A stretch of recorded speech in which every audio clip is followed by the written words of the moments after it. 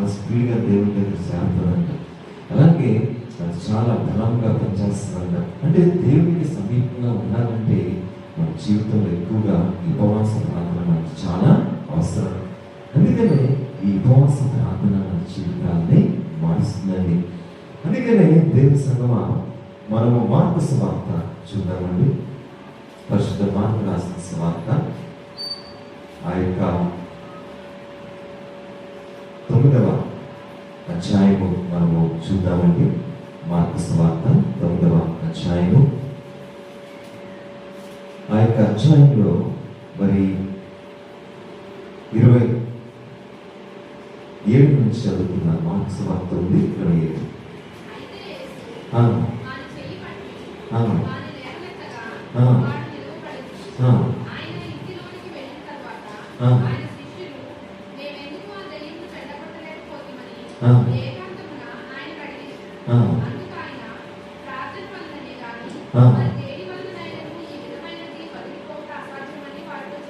చూసారా? అందుకని సువార్త పాఠ్య భాగంలో ఈ రెఫరెన్స్ మనకి సూటిగా మాట్లాడుతుంది. మార్కు సువార్త 9వ అధ్యాయము 27 నుంచి 29 వరకు చూస్తే, అయితే యేసు వాని చేయి పట్టి వాని లేవనెత్తగా వాడు నిలబడెను.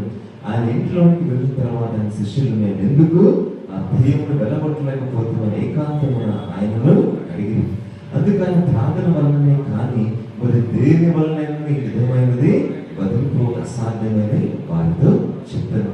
అందుకని యేసుక్రీస్తు వారు ఒక చోటకు వెళ్ళినప్పుడు దయ్యంతో పట్టిన పీడించబడుతున్న ఒక అబ్బాయిని ఆయన దర్శించినప్పుడు ఆయన చేయి వేసి ప్రార్థన చేయగా ఆ యొక్క అబ్బాయి విడుదల పొందుకున్నాడండి. ఆ అబ్బాయి పూర్తిగా స్వస్థ పొందాడు. దేవునికి స్తోత్రం, హల్లెలూయా. అప్పుడు వరకు వారి కుటుంబస్తులు, వారి చుట్టూ ఉన్న వారందరూ కూడా ఇతడు ఈ జీవితం అంతా ఈ బంధకాల్లోనే ఉండాలా, ఇంకెప్పుడు ఇలాగ శ్రమ పడాలా, ఏంటి పరిస్థితి అని ఎంతగానో వారు చింతిస్తున్నారండి. అయితే ఆ యొక్క బాధల్లో, ఆ వేదనలో యేసుక్రీస్తు వారి పరిస్థితి ఆ పరిస్థితిని గ్రహించినప్పుడు ఆ బిడ్డ దగ్గరికి వెళ్ళి తనకి చేయి వేసి ముట్టి మరి నోరు తెరిచి, ఓ కుమారుడా నువ్వు స్వస్థపరచబడు అని పలకగానే ఆ యొక్క వ్యక్తి స్వస్థపరచబడ్డాడు. తనకున్న ఆ యొక్క దైవతాన్ని విడిచి వెళ్ళిపోయింది. స్తోత్రం, హల్లెలూయా. అందుకని మీరు కింద అదే పేజ్లో నంబర్ 2 అనే ఫుట్ నోట్ ని ఆ పేజ్ కింద చూస్తే అనేక ప్రాచీన కృతులలో ఉపవాసము వల్లనే అని ఉంచబడి ఉన్నది. చూసారా? అంటే ఏ ప్రార్థన ఇది? మామూలు ప్రార్థన, ఉపవాస ప్రార్థన ద్వారా సాధ్యమైన యేసుక్రీస్తు వారు చెప్పారు.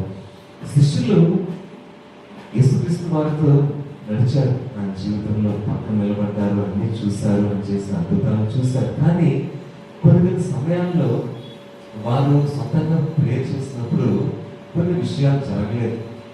అప్పుడు వారికి అనిపించింది, ప్రభా మేము ఎంతో ఆసక్తితో చేస్తున్నాము, కానీ ఎందుకు ఈ విషయంలో సఫలత రాలేదు అని సందేహం వచ్చింది వాళ్ళు. మనకు కూడా కొన్నిసార్లు ఇటువంటి సందేహాలు ఆత్మీయ జీవితంలో మనకి వస్తాయి, గ్యారంటీగా వస్తాయి. అయితే యేసుక్రీస్తు వారు ఏమంటున్నారంటే, వారి మనసులను బాగా ఆయన పరిశోధించి, మీరు ఈ విషయంలో సరిగ్గా ప్రార్థన చేయలేదని చెప్పారు. ఏం చెప్పారంటే, సరిగ్గా ప్రార్థన చేయలేదు అంటే మీరు చేస్తున్నారు, కానీ ఉపవాస ప్రార్థన మీరు ఈ విషయంలో చేయాల్సిందే, గ్యారంటీగా చేయాలి, చేయకపోవడం అనేది జరగలేదని చెప్పారన్నమాట. అందుకని ఉపవాసం ఉండటం వలన ఉపవాసంతో చేసిన ప్రార్థన చాలా బలమైనదండి. అందుకని యేసుక్రీస్తు వారు 40 రోజులు ఆయన ఉపవాసం ఉండి ప్రార్థన చేశారు.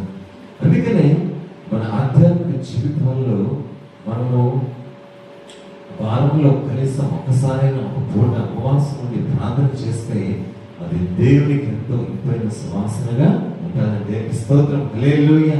దేవుడు యేసుక్రీస్తు వారు ఉపవాసం చేశారండి. అసలు నాకు అనిపిస్తుంది, ఆయన దేవుని కుమారుడు, ఆయనకి ఏంటి అవసరం కదా, ఆయనకి ఏంటి అవసరం ఉపవాసం చేయాల్సిన అవసరం. కానీ ఆయన దేవుని కుమారుడు అయినప్పటికీ కూడా మానవ శరీరాన్ని దాల్చుకుని ఒక మానవుని వలె ఆయన రోదన చెందారు. ఒక మానవుని వలె ఆయన హృదయాన్ని చీల్చుకొని తండ్రి తండ్రి తండ్రి తండ్రి అయిన దేవా, పరలోకము తండ్రి అయిన దేవా, నాకు సహాయం చేయి, నన్ను బలపరచు, హృదయాన్ని తెరిచి విచ్చుకొని మనస్సు పూర్తిగా మరి తండ్రి మీద ఆనుకొని ప్రార్థన చేశారు.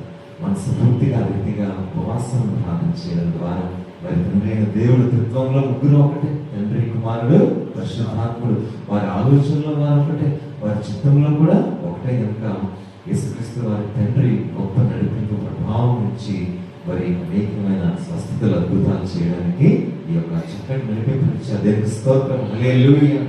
మరి మన జీవితాల్లో కూడా మరి దేవుని యొక్క శక్తిని ఆ రీతిగా మనము పొందుకోవాలి. అయితే ఈ ఉపవాసంలో 2 విషయాలు నేను మీతో పంచుకోవాలనుకుంటున్నాను. మొదటి విషయం ఏంటంటే, ఉపవాసము నేను చేయగలను, నాకు అటువంటి పరిస్థితి ఉంది, ఆరోగ్యం కూడా ఉంది, నాకు సహకరిస్తుందంటే తప్పకుండా మనం చేయాలి ఉపవాసం. వారానికి ఒక పూటైనా అప్పుడు మనకి దేవునికి ఉన్న ఆ యొక్క సహవాసం ఇంకా బహుగా బలపడుతుందని దాన్ని అందరికీ కూడా తెలుసు. 40 రోజులు కూడా కొంతమంది రోజుకి కొంచెం 1 గంట సమయం కానీ 1 పూట కానీ ఉపవాసం ఉంటారు కొంతమంది. అయితే రెండో రకానికి వద్దాం. రెండో విధానంలో ఏంటంటే, కొన్ని మందికి ఆరోగ్యం సహకరించదు, మరి బీపీ షుగర్లు ఉండవచ్చు. మరి అలా ఉన్నప్పుడు ఉపవాసం ఉంటే శరీరం బలహీనపడుతుంది బాగా. అయితే ఇటువంటి పరిస్థితుల్లో మరి ఒకవేళ మనకి ఉపవాసం చేయాలన్నా ఆరోగ్య పరిస్థితి సహకరించకపోతే ప్రార్థనా స్థానం ఇంకా పెంచుకోవాలి, ఇంకా ఎక్కువగా దేవుళ్ళ మనము గడపాలి. అలాగా చేసి దేవుని వాక్యం చదువుకుంటే అదే మనకి చాలు. దేవుని స్తోత్రం, హల్లెలూయా. లేదు, చాలా గొప్ప శక్తిగా నేను ఉంటాను, ఆ బలహీనతలు ఉన్నప్పటికీ నేను కొంచెం చేయగలను అంటే డాక్టర్ గారిని అడిగి నేను చేయాలా వద్దా అని ఆయన యొక్క పర్యవేక్షణలో ఆయన చేయమంటే చేస్తే మంచిది అది. సో కాబట్టి ఆ రీతిగా మెయిన్ దేవునికి మన యొక్క పరిస్థితి తెలుసు కాబట్టి బలహీనతలు ఉన్నప్పుడు మరి లేదా 1 అరగంట అయినా లేదా గంట అయినా మరి దేవుళ్ళు ఎక్కువసేపు గడిపి 2 గంటలైనా ఏమైనా తినకుండా నేను ఉండగలను అని అనుకుంటే, నాకు అన్ని బాగానే ఉన్నాయి అనుకుంటే అలాంటి పరిస్థితుల్లో కూడా వారానికి జస్ట్ 2 గంటలు మాత్రం జాగ్రత్తగా చేసుకుని అది కూడా డాక్టర్ యొక్క పర్యవేక్షణలో జాగ్రత్తగా చేసుకోవాలి. ఏది ఏమైనప్పటికీ ఈ ఉపవాస ప్రార్థన మన జీవితంలో చాలా ప్రాముఖ్యమైనది. అందుకని దేవుడితో సహవాసం మనకి చాలా అవసరం. దేవుని సంగమ అదే రీతిగా మనం చూస్తే మరి ఈ యొక్క అధ్యాయంలో మనము చూస్తే మరి 17 నుంచి మోగదయం పట్టిన నా కుమారుని యొద్దకు తీసుకుని వచ్చింది. అది ఎక్కడ వారిని పట్టిన అక్కడ వారిని పడదరోయినప్పుడు వారు నురుగు మార్చుకుని పనులు కొడుకులు మోర్చులు దాన్ని వెళ్ళబెట్టుడని నీ శిష్యులు అడిగింది, కానీ అది వారి చేత కాలేదని ఆయనతో చెప్పాను.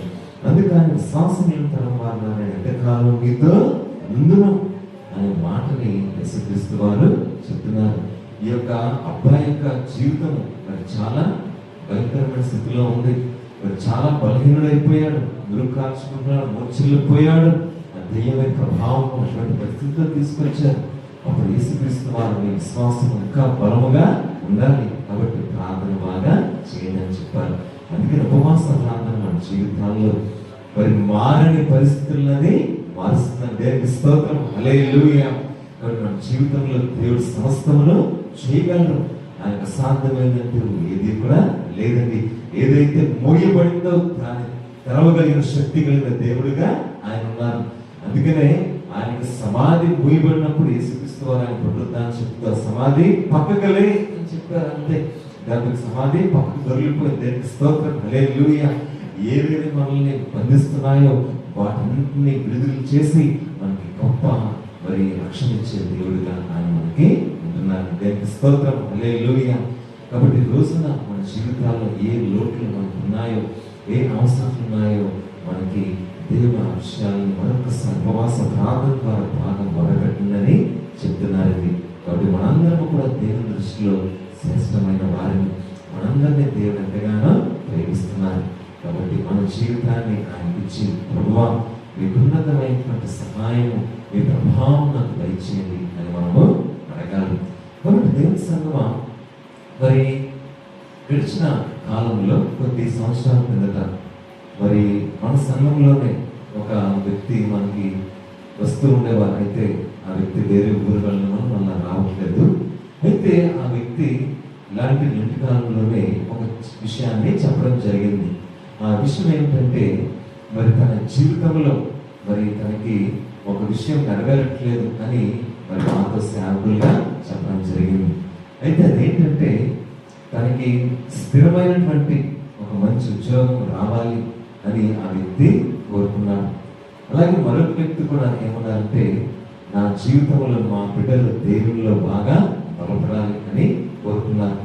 అయితే నేను వారు చెప్పిన విషయాన్ని నేను ప్రార్థన చేస్తాను, బ్రదర్ గారు సిస్టర్ గారు దేవుని జీవితాల్లో పరిస్థితి మారుస్తారు అని నేను చెప్పినప్పుడు నేను సేవకునిగా మాస్టర్గా ప్రార్థన చేస్తాను. 40 రోజులు మీరు కూడా విశ్వాసంతో ప్రార్థన చేయండి. 40 రోజుల సంఘంగా కూడా మనం బాగా ప్రార్థన చేద్దాం, దేవుడు ప్రతి పరిస్థితిని మార్చగలరు అని చెప్పినప్పుడు ఆ 40 రోజులు అయిన తర్వాత ఇంకొక నెల అంటే ఏప్రిల్ అయిన తర్వాత మే నెలలో మరి గొప్ప ఉద్యోగం వచ్చింది. అలాగే మరొక కుటుంబంలో 2 బిడ్డలు కూడా వారు మంచి మార్కులతో పాస్ అయ్యి వారు మంచి దేవునికి భయంలో క్రమక్రమంగా బాగా ఎదిగారు. దేవునికి స్తోత్రం, హల్లెలూయా. కాబట్టి ఈ విషయం నాకు ఎందుకు గుర్తొచ్చిందంటే ఇంటి కాలంలో జరిగిన విషయాలు మనము జ్ఞాపకం చేసుకోవాలి. అందుకనే రెండు వలన విశ్వాసం కలుగును, అవి దేవుని యొక్క విషయాలు, దేవుని యొక్క కార్యాలు. దేవునికి స్తోత్రం, హల్లెలూయా. కాబట్టి దైవ సంఘం మన జీవితంలో ఏ నిరాశ ఉన్నా, ఏ బాధ ఉన్నా సరే, ఏ కఠినమైన పరిస్థితి ఉన్నా దాన్ని దేవుడు మార్చగలరండి. ఎందుకంటే దేవుడు సమస్తమును చేయగలరు. అందుకనే మనం ఈ సమయంలో యెషయా గ్రంథం చూద్దామండి. యెషయా గ్రంథము 45వ అధ్యాయం చూద్దాం. యెషయా గ్రంథము 45వ అధ్యాయం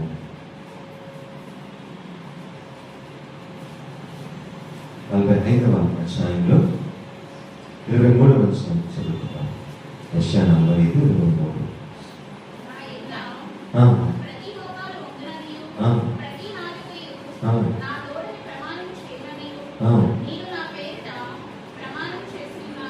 చాలండి.